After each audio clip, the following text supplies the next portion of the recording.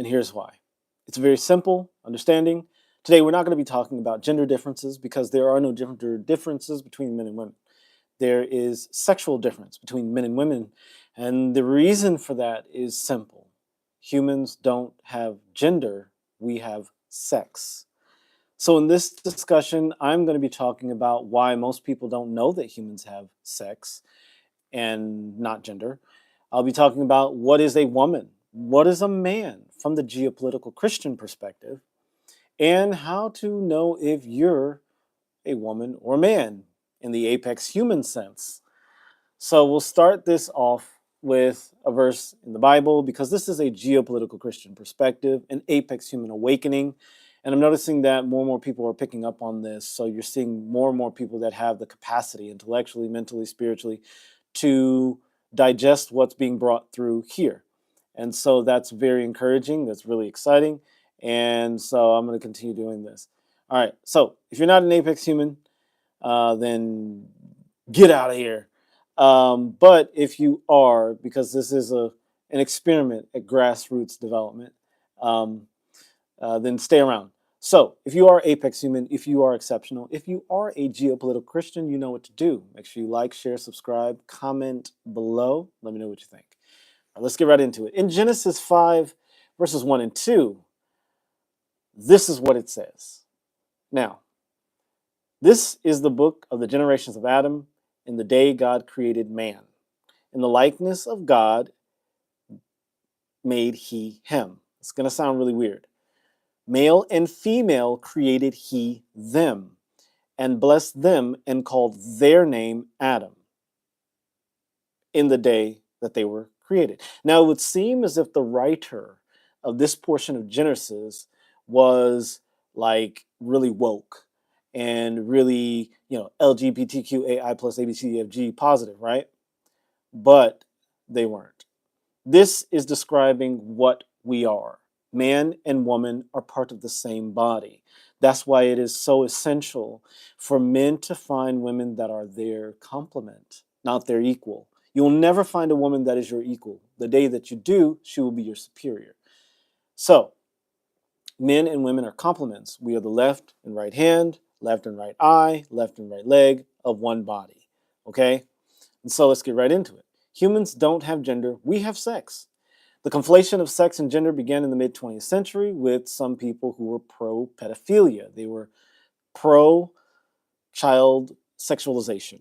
Okay, and these were the existentialists such as Simone de Beauvoir and her lover, Jean Paul Sartre. Isaac Madison, who I don't know what his leanings were, but he was really the first one to conflate gender and sexuality. John Money, who's a very prominent sexologist and psychologist and is one of the leading persons in the field of sex reassignment, was known for coining the term gender ideology or gender, the idea of gender as opposed to sex. And they started to take gender away from linguistics and grammar and apply it to people. But again, gender has nothing to do with humans. It has everything to do with languages. And only in the last 70 years has it been applied to humans by people that were pro-pedophilia and the like. Robert J. Stoller, in his 1968 Sex and Gender book, I'm not saying that he was, but I'm saying Simone de Beauvoir and her lover Jean-Paul Sartre actually signed a petition to lower the age of consent in France, and it was already at 12 and 13 or something really low. It was really disgusting. So anyway, John Money was kind of the first person to come up with the idea of sex and gender in relation to scientific literature. He was a psychologist and psychoendocrinologist. So anyway, sexologist, that guy. Okay, and then there's Robert Stoller. He wrote the book Sex and Gender, Development of Ideas of Masculine and Femininity. So those are your people that you can look up. You can do your own research on that, your due diligence.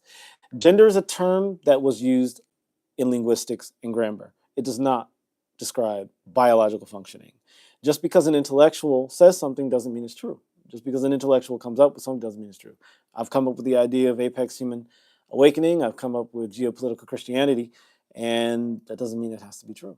But if it makes sense, and it aligns with facts and with nature and with natural order, then it's probably a good idea to consider it. What these people said actually deviated from facts and from natural order, and it actually caused a terrible rift. You'll notice the immediate decline in the quality of life for humans in the United States and in the Western world starting around the 1950s. And when did this ideology start to filter into the public? 1945, 1968, in that window of time. So we've got to get back on track. No, we don't. We are back on track. Most people won't, and that's fine. They'll cut up their genitalia and all that other stuff, and that's totally fine. But we will find compatible mates and partners or whatever you choose, and we will live exceptional lives. All right. So, what is a man? What is a woman? Let's start with women. What is an apex female or a woman? An apex female is a woman because a refined, mature human female is an apex female, a woman. And it's really important to recognize refined and mature. Anything less than 25 years old, I don't even call a woman. I say that's a child. I mean, obviously, legally, 18 to 21-year-old is an adult. So again, your interactions with adults are your interactions with adults. But I would consider anything less than 25 to be an immature female. Maybe not a child. Anything less than 18 is a child. But, you get what I'm saying, right? So that's an apex female. And by the way, a woman, what is a woman? Well, a woman is a human with XX chromosomes and the genitalia to match. Deeper understandings of what a woman is. Women, females, both embody the darker powers, the unlimited power of the cosmos, of space, of water. That's why they embody the water principle. Women want to find flow, or women are flow. They want to flow, and they emulate the water principle. And what you'll see with women generally, like feminine women, water principle women, is that they will seek stability, or they'll seek individuals that express the stone principle. And that gets right into what is a man. A man, or an apex male, is a refined, mature human male. XY chromosomes, genitalia to match. A refined, mature human male is light-powered. So think of the sun, think of flowers, think of mountains and rocks and anything that sticks out or jets out. With the apex female, or the woman, think of that which goes in, that which is deep, that which is cavernous and hidden and dark. Okay? And so that is water principle, darkness principle for men. Apex males is light principle, sun principle, that which sticks out. Even in the sexual interaction, the interaction between male and woman and man, male and female, you think of the expression, the body of the female. Her genitalia is inward, inside, darkness, right? Moisture, right? The male is external, hard in the interaction, and exhibiting itself out in the world. So these are just natural principles, and these are natural principles, natural law, natural order. Okay, these are things you're going to observe. They're not like esoteric hidden things. Mature men, mature refined men who are apex males want to emulate the stone principle. They seek flow and they look for acquiescence. They're looking for the water principle. Think of men and women as a river. The men are the stone that provide the foundation of the river. The women are the water that flows along the river. Separate from each other, they don't work. Melded together, conflated together, they become a muddy mess. So if you pound stone down until it's like water, it becomes mud, basically. And if you allow water to become so hard, it becomes ice. So again, the natural states of water and stone have to be exhibited in order for the river of life, the river of humanity, to exist and to flow. There are outliers, okay? This is where the alphabet soup, A, B, C, D, F, G, LGBTQAI goes into the picture. Okay, these people are legitimate and they are part of the geopolitical Christian experience. In society, there's an overemphasis on outliers. So it makes it seem as if people in the LGBTQAI++, are the majority but that's just because there's a spotlight on us, right? And the truth is, people in that category are exceptionally small number of the population. Historically, not ranging more than maybe 2 to 3, maybe 5% in certain societies that were more uh, accepting of that. But in recent times, it's jumped up as high as 22.3% among Gen Zs, I believe it is. And that is just unacceptable because it's a jump that doesn't make any sense. It's clearly being fostered by media, by movies, television, schools, the government. There's an agenda here. All right, it's obvious there. All right, women. So that's a little bit about outliers. Outliers are real people, and they are legitimate, and they are ordained by geopolitical Christianity and apex humanity. Women who are authentically embodying the stone principle are completely part of our story. All right. So some lesbian women embody the stone principle, and some masculine women or females embody the stone principle. Not every single woman is going to naturally be a water or a water principle individual. There are lots of women that are naturally stone principle women. And these are women that are much more what we would call man-like. They're very focused, very outwardly pointed in society and in the world, and they tend to be they're not very soft with their words typically. They're very clear. There's not a lot of beating around the bush that you see with more water principle individuals. So you will see that with stone principle women. These stone principle women will embody that principle, the stone principle, in an apex authentic manner.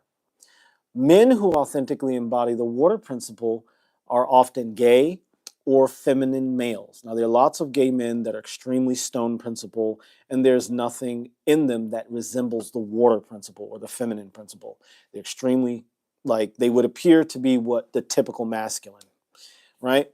But a lot of them are water principle beings. They're very feminine, and you've seen these guys, right? Guys that are gay that's okay, he's obviously always been that way. There's no acting. He's not trying to get into, he's not trying to be soft so that women will get close to him. He's not, there are a lot of men that do that, pretend to be something they're not. And so these men embody the water principle in an apex manner. They are authentic, it is genuine, and it is very obvious they've always been that way. And then you have trans and intersex individuals that are true outliers that actually are apex individuals. And these are honest to God trans people, not fake trans. Again, there's a lot of, trending trans stuff, like men that are stone principle that are just clout chasing or whatever. And so I'm trans now. I'm non-binary. Oh, no, you're not. Okay, let's stop it. Okay, you have a mental deficiency or you have a mental disorder, go get help. But there are people that are genuinely trans and intersex. Intersex people are historically called hermaphrodites. They are people that were born with reproductive material of either male or female, actually both male and female. And so they may have testicular tissue as well as ovarian tissue, but may present with just male genitalia, or they may have female genitalia and have testicular tissue or actual testicles or external genitalia to match. So, and trans individuals are, people that are born with not necessarily gender, and again, this terrible term, but gender dysmorphia or body dysmorphia. Ugh. I'll look at it. Gender dysphoria. Gender dysphoria. They may not have gender dysphoria, which probably should be called sexual dysphoria. They may just be like a male that is born physically looking female, like soft and water principle form. That just means they're outliers. They are genuine. They're authentic, and there's nothing, abominable about them. They are a perfect creation of God, like any stone principle man or stone principle or water principle female or woman.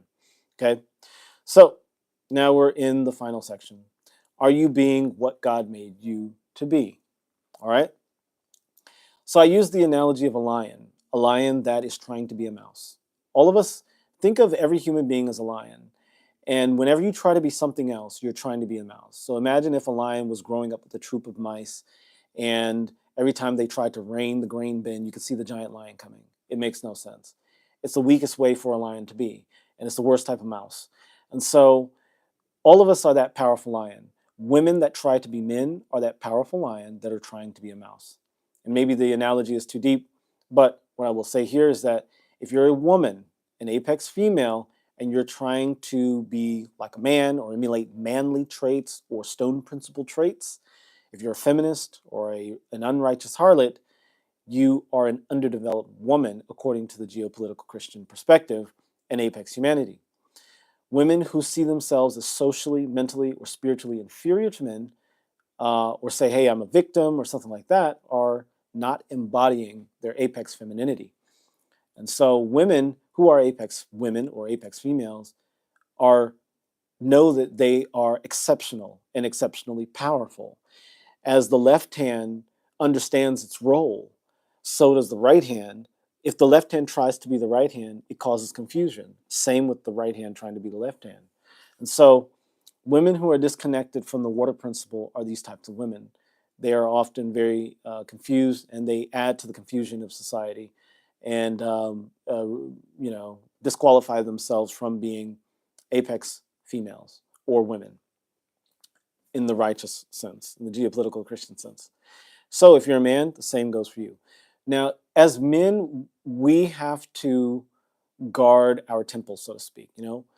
To be an underdeveloped male, that means to try to appease women or placate a woman. Let a woman decide the steps that you take in life. Even if she's your wife or your mother, she should never decide the steps you take in life.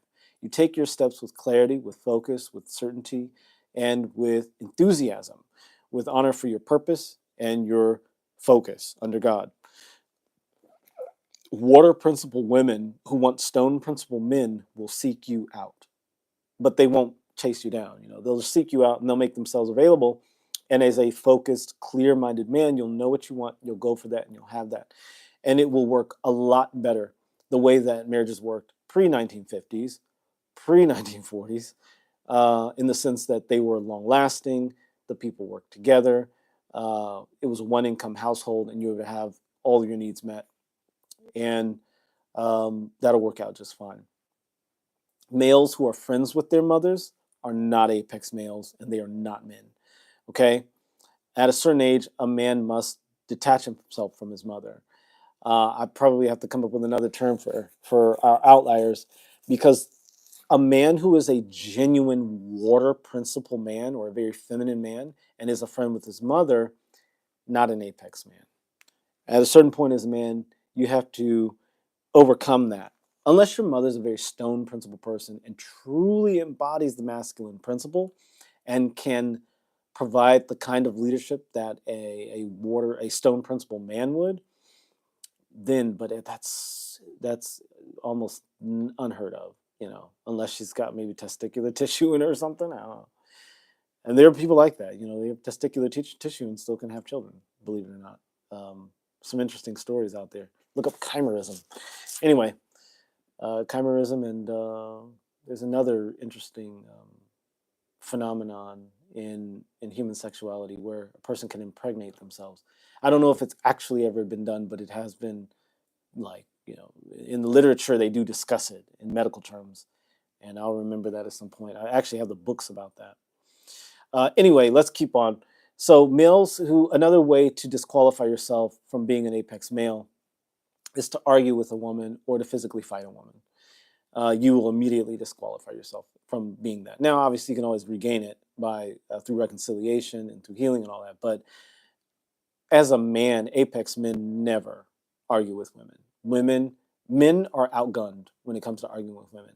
And it's not because a man doesn't have the intellectual capacity to do that. He may be a president of the debate club. He may have a vocabulary of 10,000 words to her 5,000. He may be able to talk her under a table. But if he's an apex man, he respects and honors the power that a woman has over spirit, over sex, and over word. And he just acquiesces to that in a way. He doesn't lay down and let her do whatever, say whatever she wants. but he understands that that is her domain, and he respects that. So, I've learned to never verbally argue with women, and obviously never physically fight a woman. You'll just obliterate her. There's no reason to do that. All right. Males who lack clarity, confidence, purpose, and focus are disqualified from being apex males. Again, this is a geopolitical Christian perspective. This is not for everyone. This is only for those who are ready for it. The idea that humans have gender was developed by those who sought to confuse the sexual roles of men and women. These are also people who were eager to sexualize children. Simone de Beauvoir, Jean-Paul Sartre, and some of the other existentialists. And they also promote French, I'm sorry to say it, but French philosophers in the mid-20th century. Some bunch of weirdos.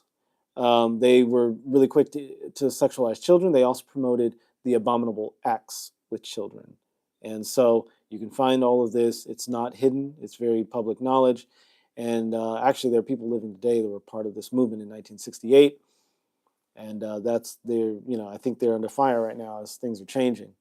So with that said, just concluding, men and women are not equal. There is no equality between left and right, day and night. They are complements. Males and females complement each other. And as they refine themselves, they become men and women. An infant male is the same as an ancient male. But when you refine yourself and mature your spirituality, you become an apex male. And a man. Same is true of a woman. An infant female, an ancient female. They're the same thing. They're female. But when the older woman refines herself, she becomes an apex female and is able to live in the world with power, with focus, with clarity, and with enthusiasm, and with the power of God. Women have the ability to shape reality in ways that men don't. Men have the ability to shape reality in ways that women don't. And obviously, we do have our outliers, people that fit in the middle, the intersects, the trans, the real trans. I have to really say that, really drive that home. There are real trans people. There are people that are genuinely in between. And they've been drowned out, unfortunately, by the cacophony of the LGBTQ AI ABCDFG movement, which is, and I've known real trans people, and yeah, they're part of our story, and they're part of the Apex Human Awakening, and they are part of the Geopolitical Christian movement. And so, in order for us to really move forward, we have to understand there is a natural order, and the vast majority, the 97% of people, do have a say as far as reproduction because they're able to do that. But those that make up the smaller number are still important and still matter. So anyway, that's what I have to say about that. That was 22 minutes, which is pretty good. We're at 23. That's all I have to say.